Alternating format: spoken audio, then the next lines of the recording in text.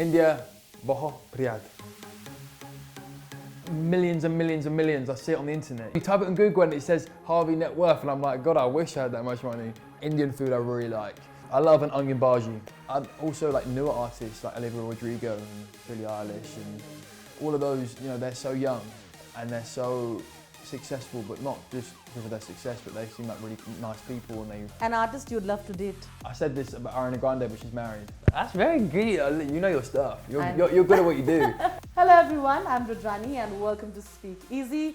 My guest today is super fun, super talented, Stop. extremely real, Ugh. and I think we're going to get up close and personal with him. I'm talking about the very talented Harvey. Oh, thank you. You see what I did there? Yeah, that's good. I'm good. Let's get personal. Let's do it. I got you. Let's do it. Let's get personal. Let's get personal. But you know, Harvey, it's wonderful to have you back in India. And Thank we were you. just having a small chat Yeah. about you coming back to Mumbai for the second time to be in India. Yeah. And how you feel that there's some sort of a connect as well. Yeah, I do. The first ever international promo trip I ever did when I first signed to a record label was here in India, and it's kind of full circle because now after the whole lockdown thing, no one could travel. We're finally going out and visiting places again, and this is the first one since the lockdown. So it's so nice to be able to visit here again. I've got a special connection.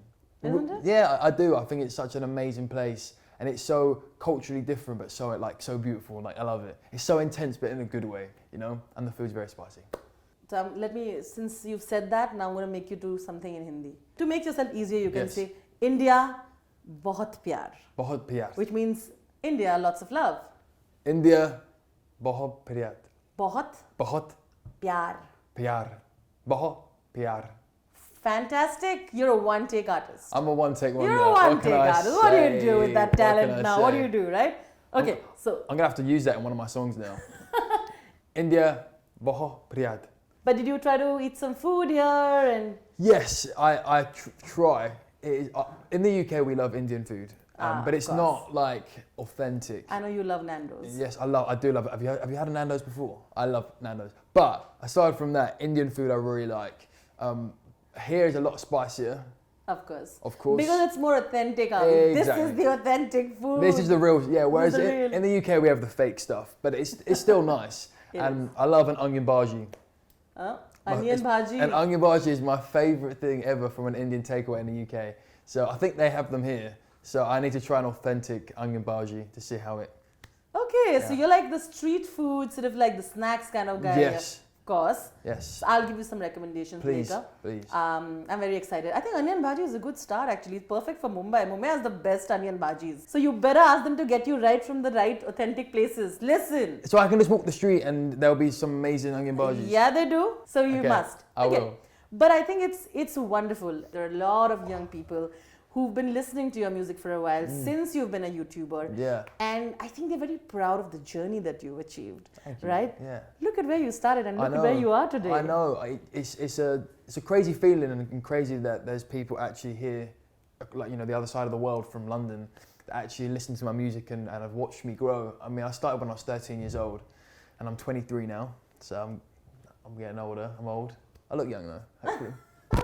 And it's really nice, and I feel like I've grown with the fans as well. You know, the first time I came out here, I met quite a few fans, and I'm hoping when I do a meet and greet on tomorrow and the next day as well, I think I get to meet some of those that I met a few years back. So it'll be a really nice moment. You know, I also feel like they feel connected to you in a ways because you've also kept it really real. I feel like a lot of them see the kind of respect you give to your mother. My mum. Fun fact.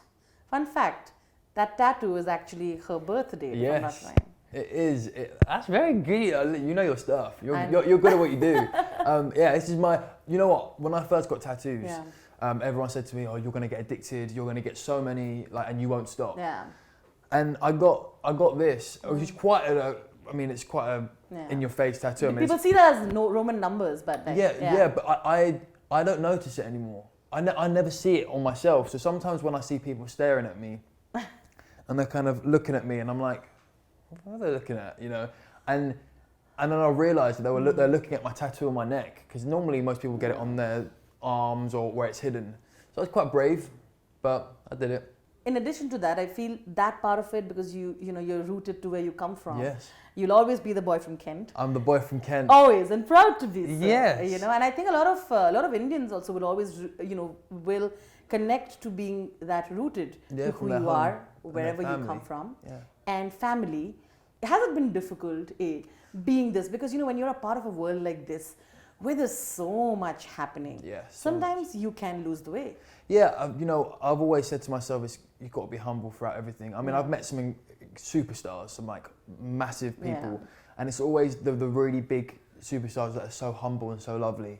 So I've always wanted to, one day if I ever become super big one day, then I'll always make sure that I'm humble, and everyone's a person, everyone's normal, so that's definitely something that I'll carry with me. And also just know where you come from, right? From your hometown, from Kent boy. And and my family as well, they're amazing. They've always supported me. They're always so, when I was 14 and I said, I need to miss time off of school, they were like, and I was like, but then they supported me. They was like, okay, we'll let you achieve your dream, and then if not, then back to school. But I'm doing okay, so I didn't, Because you started at the age of 13, I must ask this. What has also been the not so good part about getting fame that early, or getting that, which you had to kind of maneuver yourself, through? Well, it's crazy, because I think anyone who's famous is incredibly lucky. Yeah. I think, people are quick to complain, like, oh, I just want a private life, oh, I don't like this stuff. But we're so fortunate in other aspects, and people are so fortunate. Like, listen, I'm not mega famous, but I think it's incredible when people ask for photos and they want to know you, and I think that having that support's the part of it, right? And I do get privacy and people that are mega famous, but I still think that's a little sacrifice considering how much they've been given and the opportunity they've been given, So I feel like, sometimes you might be out and someone's like sneaking a picture of you at the table, but maybe that's one, that happens. You're okay with that? But I get to do stuff like this and travel the world, and I'm lucky to live in a nice house, and I've got amazing friends, and I get to go to nice dinners and play shows, and I'm so fortunate in all these other aspects that, the one time when someone's taking a picture of you whilst you're eating a Nando's or an onion bhaji, that doesn't... Or you're on a date, and then, it doesn't, that's nothing, you know, so it's, it's interesting, and because you said that, I think it makes sense now. I was reading about how you said, I want to do whatever people around me want me to do. I want to make everybody around me happy. Well, I think it's a beautiful thought, but I think that's a catch-22 situation. Oh, 100%. And when I read that, I'm like, okay, he's really a pure soul, but I have to ask him that's a lot, honestly. But do you know, maybe, I don't know when I said that in an interview, and that would have been something I said, but I think as I'm growing up, that's definitely not the case. I want to make my family happy and proud, but I've also got to make myself happy and proud first, because if I'm not happy, then it doesn't matter, right? Because it's just, why would I be doing this? So I think definitely it's good to put others first, definitely, but sometimes you've got to be a bit selfish in certain situations and put yourself first. And I think I'm getting that balance now as I'm getting older. And I'm glad you said that, because when I was reading it, I'm like, my God, that's a lot to take on yourself, you know? Because I'm like, you do you, it doesn't matter.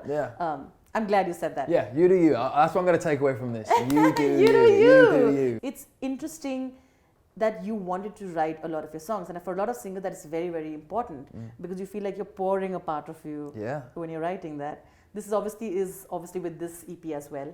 We're on the 21st floor, not the 23rd, but but I am staying on the 23rd floor. He's staying on the 23rd floor. Which is so strange. Listen, did you do that on purpose? No, I promise you. Do you know what happened? We were in reception, and I said to the woman at reception, lovely woman, I was like, can I have my room key? And she was putting us in, and she said, oh, I've upgraded you guys. And we're like, oh, thank you so much. I've actually put you on a higher floor than you was originally on. I said, thank you so much. And then I didn't notice at first, but once I was in my room and I was unpacked and I walked out and I came back to my room, I saw it, we're on the 23rd floor. And I just thought that was so strange. So it was meant to be. There you go. Listen, I'm sure you'll all know why you're saying that. Should you tell them why we're so highlighting on the 23rd? Oh yeah, because I've got an EP called Views from the 23rd Floor. Of course. So that's why it's But it's crazy. Meant to be. Wow. I know, that's so strange. Crazy. But yeah, and that's out. So and I'm really happy about that. And that was like a little kind of project for fans to listen to whilst I was in the studio making more music and music for 2023. So yeah. You know, it's the things like I wish I could hate you.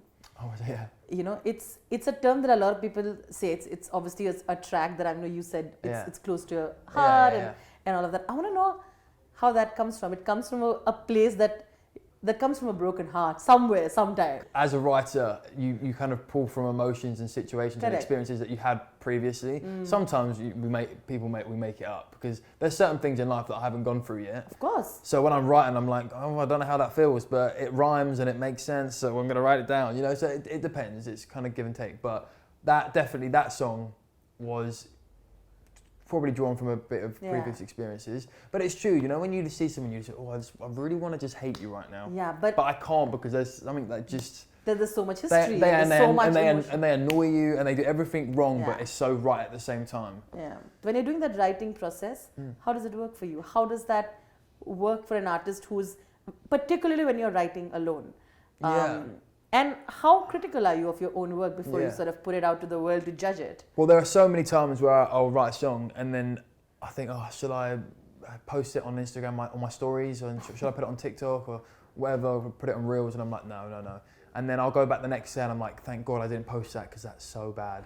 And it happens quite a lot. But sometimes I write a song that I really, really like and I'm like, no, that's so bad. And then, you know, a few months later, like one of my friends hears it, or I show it to a producer and they're like, bro, why haven't you not put this out, or why have you not teased it? So I think it's a confidence thing sometimes. And I think as I'm getting older and as I'm writing more music, I'm gaining more confidence. But it's scary. Because when you put something out, people are like, oh, I don't like that. I'm like, oh. Because it's your baby. But I've sat, you know, and I'm sat there in my room and I'm like trying my best and pouring your heart into it. And then they're like, yeah, I don't like it. And I'm like, oh, okay. Are there certain things that need to happen when you're writing? Like, you know, some people like to sit in particular corners of the room and say like, that's where I vibe. And is that how it is for you? No. I wish I was cool enough to be like, yeah. Oh no, stop! I'm sure there's something. No, but some people are like, yeah, I'm so cool. I'll put my hoodie up and I sit in the corner of a room and I get my notepad out and my special pen and that stuff. And that sounds so cool and like artisty. Whereas like, I'll just be sat in my kitchen on my phone on my notes app and I'm just typing like so doesn't look great, but that's real, you know. Like I know Taylor Swift, one of the best songwriters in the world, she like writes with a pencil and it's so cool and so artsy, which is great. I love Taylor. And she writes amazing songs. So maybe that's what I need to do. Maybe I need to start writing with a pad and a pen and look cool whilst doing it. But I think again, you do you. I think that's cool too. I love Taylor, and I think the way she describes it, it's amazing. Yeah. But that's her, and I feel like it's working for you. What you do. Well done. I think it's cool. Thank you. Tell me some inspirations, some early inspirations, some new inspirations from artists that somehow come into your work, or you would hope that eventually that route. So, Justin Timberlake. Of course. When I was introduced to him when I was younger. But actually by my manager as well. He showed me a lot of his stuff, and he was in a boy band before. But you know, he dances, he sings, he acts, does it all. So I think that's really, really cool. So that'd be something that I'd like to do one day. You know, I dance and I sing, and I'm all right at doing that. But acting, I'd love to do that as well. He's really cool, and he seems like a really nice person, and he's still got an amazing career, and he's great. I'd also like newer artists like Olivia Rodrigo and Billie Eilish. Olivia's amazing. All of those, you know, they're so young and they're so successful, but not just because of their success, but they seem like really nice people, and they've got good messages and they support amazing things, and their music's great, and they're just very talented, I think, as young people, especially like young women in the industry as well. I think it's so important. So they definitely inspire me as well. Yeah. So if I say tomorrow, if there's a collab that you hope happens immediately, whose name would you take and why? Like you've been putting it on the universe saying, okay, Olivia Rodrigo, yeah. Listen, it never happened, but you know what? Even just to be in a room and see how she writes and just see it that's enough for me. Just to be in a masterclass, because I just think, I know she draws inspiration from Taylor Swift and Lorde and other artists, but she's got her own spin on it, which is really nice. So I'd like just to see how she works. You know, that's amazing, and I really hope that happens, because like I said, you write from the heart, a lot of heartbreak. And we all know where Olivia does that from as well. Yes, she does. She does a lot. And she does it so well. So well. And so does Taylor. I think like it's beautiful. Yeah, so good. And it's not easy, right? Putting a part of you out there. No, it's scary, because you don't know how people are going to react, and it's like telling a story without telling the story. You know, it's like through music. But I love what I do, so it's worth it. Do you channelize from that? Yeah and no. I feel like if it's an emotional ballad, or some songs write themselves because you've been through that experience, and it comes easy. Correct. And then sometimes you write down a line, and you might not necessarily have gone through this experience, but it's really catchy. And then you write the song, and it's not a lie, but it's just you write a catchy song, and that so happens to be an amazing song. So not Adele says it. Adele wrote some of her incredibly heartbreak ballads and anthems. She wrote, and she said, I was in a loving relationship at that time. Yeah. But I drew from previous things. Yeah. Yeah, absolutely. Because of course, touring India is to go, he's been touring now a lot of other places. You will be doing that. So I need to understand what are few must-haves for you when you're on tour, and the things that you do. A lot of artists have those, and also, what are things that can't happen around you? Like the do's and don'ts when you're touring. The do's and don'ts. I'm such a chill person, so I don't really have any don'ts. But I like that. But okay. When I'm on tour, I like to make sure I have fun at the same time, because it can be quite grueling, because it's a lot of traveling on tour bus, going to the next venue, sound check, show, meet and greet, tour bus, and it's the same thing, and it's really fun. But obviously sometimes it gets a bit repetitive.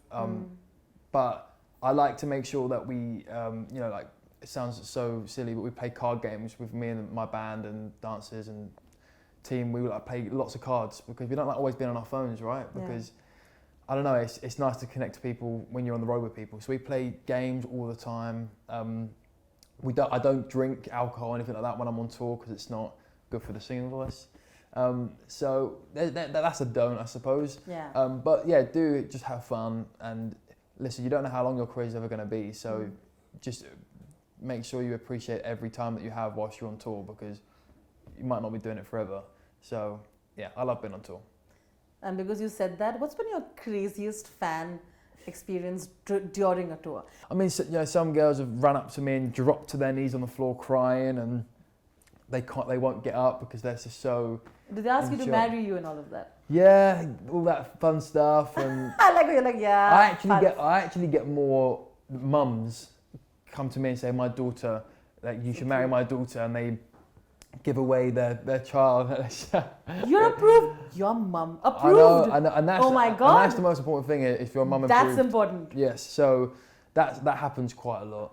But most of the time they're great. They're lovely, and yeah, they're sweet. It's fun. You also met Kartik Aaryan and Tiger Shroff. Yeah, Tiger Shroff. Well, tell us about that experience, because they, like you, they also get a lot of love from fans, and I'm sure it must be interesting. Huge. They're well, they were in the hotel. It was by luck, and there's loads of people surrounding them, and I know I kind of recognised them, but I started chatting to people around me, and I was like, oh my God, he's huge. So I was like, I'm going to be a fan. So I introduced myself, and they were like, oh, it's nice to meet you. You're from the UK, you're a singer. And we were having a chat and asked for a picture, and we got a picture, and it was really nice. And it's very sweet. I saw that picture you put out on Instagram. And they said good luck, and I hope you enjoy India, and yeah, it was great. So is Bollywood maybe. Bollywood maybe. You want to be an actor. I want to be an actor. Put it there, Bollywood. I hope we are Bollywood. There you go. You have it in you. You have that. There's an actor called SRK Shah Rukh who's very, very famous. Yeah. So, there's one thing that he does that makes everybody. He does this. It's the most romantic gesture. What about the Shah Rukh Khan? Shah Rukh Khan. Everybody in the UK. Exactly. Yeah. He does that pose as well. Yeah. Right? This. So all the women go crazy. Yeah. Maybe you can say. That's your Shah Rukh sort of for Bollywood audition happening right there. Yeah, that's my audition. That's your audition, but it'd be fun. Have you thought of Indian collaborations with any artists here? Yeah, have you met any? I haven't met any, but this trip once I leave, I'm gonna do my research, and I'm gonna be given some artists. So if you have any artists that you think would be great, I do. I'd love to come and do a collaboration with an Indian local artist and do a English kind of Hindi English song, and I'd love to try out. So I want to know one song that you feel totally emotionally drained you while writing, by performing, and whatever, and the other from your list of songs, and the other song that you felt was most fun, that really truly you felt enjoyed. So I've got one song that applies to both. Okay. So personal. Okay. For both. I'll tell you why. Emotionally drains me because I sing it so much. I have to sing it Every show, and I am so fortunate for that. I love performing it because people love it, and I see the smiles on people's faces, and that gets me hyped. So, one song for both. You know, you got me there, because I almost thought, because when I was writing it, I thought of this girl who like. I know you. I know that's what you thought. You got me there. I'm like, oh, is he gonna do that? Media trained. Oh my God! But I was so happy. I'm like, see, finally he trusts me to say that. You don't trust me? No, I do trust you. I do trust you. We are good here then. We're good. Okay. But the second one, name me a song that you truly enjoyed sort of performing and all of that. Oh, I've got a song called Good Vibes, actually, and it says it a million ways as well. I love performing a million ways. Them songs are close to me. I really enjoy singing them. Okay, we're gonna wrap in the next 3 minutes. Here are these fun questions. Let's do it. First thing that comes to your mind, and you have to go ahead and say it. Okay, are you ready? Born ready. Okay. A rumor about yourself that makes you truly laugh. A rumor about myself that makes that I'm like worth millions and millions and millions. I see it on the internet. You type in you type it in Google and it says Harvey net worth, and I'm like, God, I wish I had that much money. Okay, the weirdest DM that you've received. Oh, I receive weird DMs every day. I mean, they ask for pictures of my feet in the DMs. Yeah. What's the weirdest nickname that you have? People call me Halfski. Yeah, Halfski. Okay. Yeah, my family do. Weird, right? I know. Oh, okay, maybe, yeah. It's a little weird, but maybe it works, maybe. Halfski. There's no, Halfski, okay. Yeah. What's been one of your best dates ever? Best dates? Best date was, we were supposed to go mini golfing, to go play mini golf, and I got a text from my friend who was performing. They're the Vamps, and they were performing at a show nearby, so we said, you know what, let's not go mini golf. So we went backstage and we watched their show, and it was just spontaneous. It was a really nice night. Best friends. Who are your best friends in the industry? Best friends in the industry? Oh God, I mean the Vamps. I'm really close with the boys of the Vamps. I mean, I don't really know. I've got a load of best friends in the industry, but I mean, but you do have a few more. Yeah, I mean, I have friends. I'm friendly with people in like the acting world, and someone you can call at like any time of the day and sort of ask for advice, industry advice. You know, that sort of works for you. Well, you know what? I haven't, but Shawn Mendes once gave me his number about 2-3 years ago at a show, and he said, "Call me whenever you need advice." So I haven't yet called him, but maybe one day. Okay, choose your favorite track. My favorite track on my own would be a new song that's coming out. It's a song. No, it's a song called. So clever. No, but it's a song that comes out. It's called All or Nothing with a DJ called Topic, and I've been able to speak about it today, and that comes out middle of December. So I'm very excited. An artist you'd love to date? An artist I love to date? An artist I love to date? I mean, I said this about Ariana Grande, but she's married, so I can't say that. But if she wasn't married, then Ariana Grande. Okay, we're going to close that. I think you did pretty well. End is, I would like to say for all the artists who look up to you, for the young artists who are coming in. Wow, yeah. What would you tell them? You know, what is an advice that you give to all the people who look up to you? Because you started young, when they're starting young and to survive in the industry. What would you tell them? Well, if there's any young people that are watching this that want to be singers, anyone in India that wants to be a singer, I would say, you know, you get one shot, so go for it, work as hard as you can, but most importantly, and it sounds really cliche, but you have to enjoy it, because the minute you don't enjoy it, the minute it becomes a chore. And even though this is a job and singing is my job, it's one that I don't think you should feel like it's a job. It's a passion and it's a hobby that manages to pay like a job, I suppose, and you can keep a lifestyle with it. So just make sure that you enjoy it and you love it. That's what I'd say. Fantastic advice. Thank you so much, Avi. This has been so much fun. Thank you so much.